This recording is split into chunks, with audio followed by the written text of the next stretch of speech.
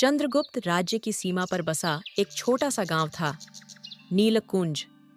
चारों ओर फैली हरियाली, मध्यम बहती सरिता और खेतों में झूमती फसलें इसे औरों से अलग बनाती थीं।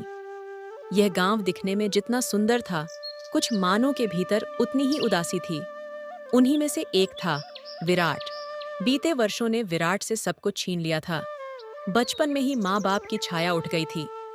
माँ ने उसे जैसे तैसे बड़ा किया, पर वो भी कुछ वर्ष पूर्व चल बसी। अब उसका अपना कहने के लिए बस मिट्टी थी,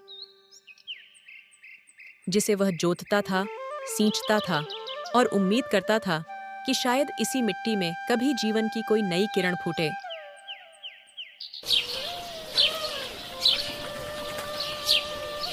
एक दिन दोपहर की तपती धूप में विराट अपने खेत के कोने पर बैठा हुआ था।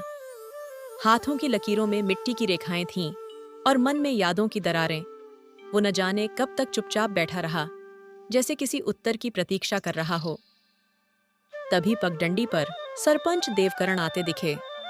वृद्ध होते जा रहे थे, लेकिन चेहरे पर अब भी सख्त जिम्मेदारी की छाप थी। अरे बेटा विराट, खेत में इस तरह चुपचाप बैठे हो, सब ठीक तो है?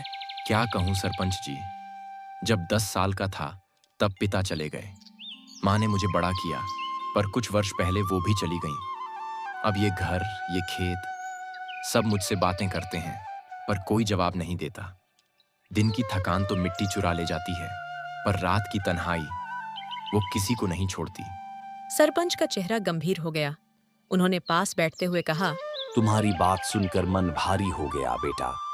मैं जानता हूँ अकेलापन कैसे भीतर तक खा जाता है, पर एक बात याद रखो, जब सब दूर हो जाएं तब भगवान सबसे पास होते हैं।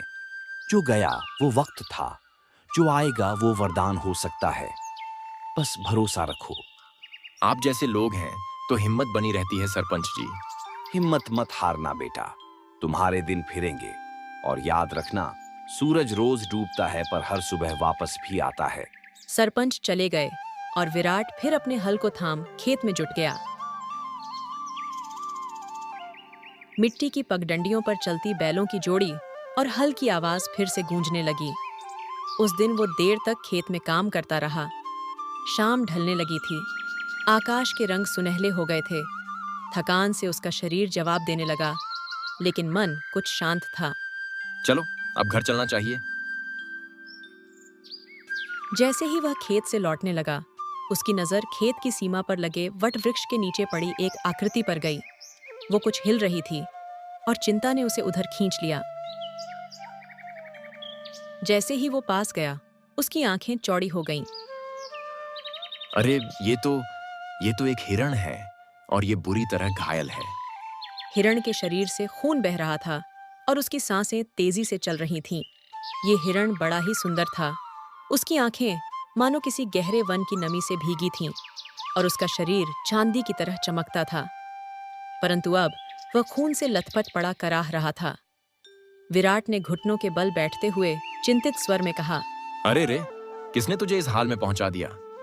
वह अपना हाथ बढ़ा ही रहा था कि तभी उस हिरण ने कराहते हुए कुछ ऐसा कहा जिसे सुनकर विराट के रोंगटे खड़े हो गए।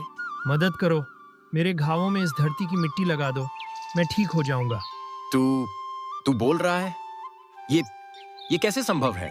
डर मत मनुष्य, मैं तुम्हें नुकसान नहीं पहुंचाऊंगा। मेरे पास हाथ नहीं तो मैं स्वयं ही अपने घाव भर लेता। बस थोड़ी सी मिट्टी कृपया। उसकी आवाज में इतनी मासूमियत, इतनी पीड़ा थी कि डर, विस्मय और असमंजस सब विराट के भीतर से मिट गए। उसने तुरंत खेत की गीली मिट्टी उठाई और हिरण के घावों पर धीरे धीरे लगा दी। अगले ही क्षण एक चमत्कारी दृश्य घटित हुआ। घाव जहां मिट्टी लगी थी, वहां से रंग बिरंगी रोशनी फूटने लगी, जैसे किसी जादू ने छू लिया हो। कुछ ही पल में हिरण के घाव पूरी तरह भर गए और वह सहजता से उठ खड़ा हुआ। तू कौन है? तू कोई जादूगर है या कोई देवदूत? मैं न कोई देवदूत हूँ न जादूगर। मेरा नाम आर्यन है। मैं विचित्र वन से आया हूँ, एक ऐसा जंगल जहाँ हर जीव बोलता है, सोचता है, महसूस करता है, ठीक तुम्हारी तरह। लेकिन मैंने इस विचित्र वन का नाम तक नहीं सुना। ये कहाँ है? ये जंगल इंसानी आंखों से छुपा रहता है।